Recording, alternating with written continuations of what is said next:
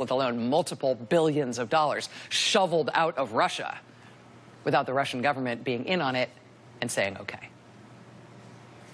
In the new book, Collusion, written by Guardian reporter Luke Harding, he reports out some of the apparent Russian government involvement in this scheme. You know how they say in American politics that personnel is policy?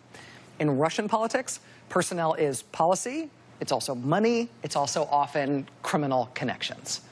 A guy named Andrei Kostin is somebody who Vladimir Putin has installed at the very top of Russian state-run banking. Kostin is thought to have KGB, FSB connections of his own.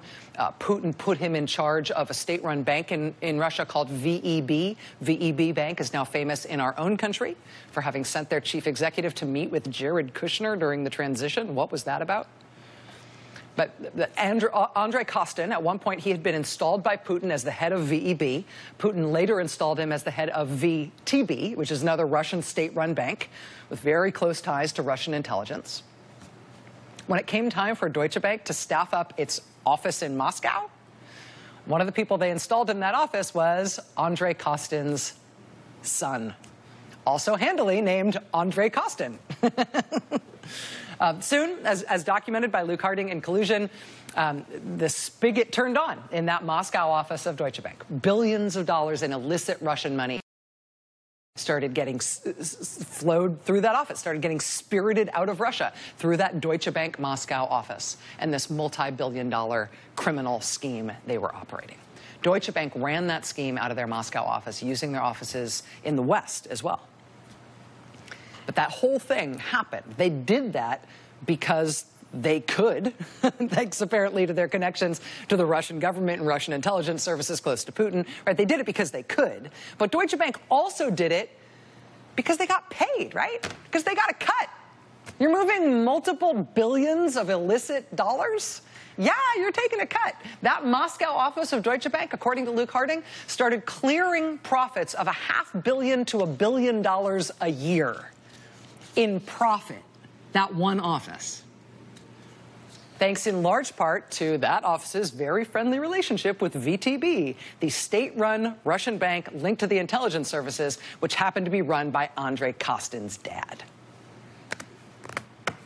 So, if Deutsche Bank is now getting subpoenaed by the Robert Mueller investigation, one reason that's important is because Deutsche Bank is one of the clearest windows we've got into Russian money laundering over the last 10 to 15 years.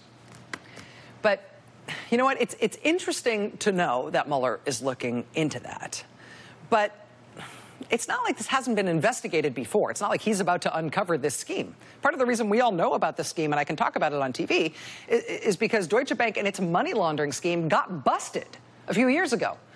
In January of this year, they paid over a $400 million fine for that Russian money laundering scheme to New York State. New York State is home to the headquarters of lots of domestic and international banks, so lots of financial crimes get prosecuted and pursued by New York State financial regulators. So they had to pay, Deutsche Bank had to pay over $400 million to New York State because of that money laundering. In addition to New York State going after them, one of the interesting dogs that didn't bark during the first year of the Trump administration is that even though Deutsche Bank settled that case with New York State and paid that gigantic $400 million fine to New York State in January, a lot of people were expecting that that was the small penalty, that the big fine they were going to pay, the one that wouldn't be hundreds of millions of dollars, that would be billions of dollars, that would be paid by Deutsche Bank after the feds got through with them. It's one thing to have New York State regulators coming after you. It's another thing to have the Justice Department coming after you. So people expected it was going to be a ginormous fine against Deutsche Bank, maybe an existentially challenging fine, when the Justice Department case about Russian money laundering finally came to its conclusion, either in the courts or in a settlement. Well, that Russian money laundering case against Deutsche Bank had been run in the Justice Department by Preet Bharara, U.S. Attorney for the Southern District of New York. Quite famously, Preet Bharara was fired by President Trump, even though President Trump had previously assured him that he could keep his job. Well, since then, since the start of the Trump administration, it's possible that the Justice Department's Russian money laundering case against Deutsche Bank has been chugging along quietly in the background. And we don't know anything about it, but it's, moving along full steam ahead, and someday we're really going to find out something dramatic's been going on. Maybe that's happening and we just don't know about it, but from all outward appearances, the Justice Department investigation for Deutsche Bank and this Russian money laundering thing, since the Trump administration has been in office, that investigation appears to have gone dormant. That was the phrase CNN used a couple of weeks ago when they checked in on that Justice Department case against Deutsche Bank for the money laundering thing. They found that it had, quote, gone, quote, quiet, gone dormant. The reason I say that's the dog that didn't bark in the Trump administration is because while Deutsche Bank in this years-long, multi-billion-dollar money-making scheme to launder money out of Russia, they were also cultivating an otherwise sort of inexplicable major financial relationship with now President Trump. Let me quote Luke Harding again from his new book, Collusion. Quote, a Kremlin bank, VTB, run by proxies of the Russian intelligence services, had seemingly captured Deutsche Bank's Moscow outpost. Deutsche Bank's London and New York divisions were economic beneficiaries of this arrangement. While this was going on, Deutsche Bank in New York lent hundreds of millions of dollars to the future president. Right? So this is the second reason why it's very important to the American presidency right now if Deutsche Bank really did just get subpoenaed by the special counsel's office. Right? There's the Russian money laundering thing. They're up to their neck in. There's also their relationship with our president. This is the Trump International Hotel and Tower in Chicago. To build this lovely edifice, the president borrowed over $600 million from Deutsche Bank. Now, that itself is remarkable because Mr. Trump, as a businessman, by the 2000s, he was very famous for finding ways not to repay loans that he had taken from banks. It became part of his business image. He bragged about that and wrote about it in his books as one of his secrets to success. Whenever banks loaned him money and he didn't want to pay them back or he didn't have a way to pay them back, he would write about how he saw that as the bank's problem, not his problem, and he'd figured out some way to stick it to him. So he'd been doing that and writing about it and bragging about it for decades. So by the time Trump was borrowing money for this building in Chicago in 2005, there were not very many banks who wanted to do business with him anymore.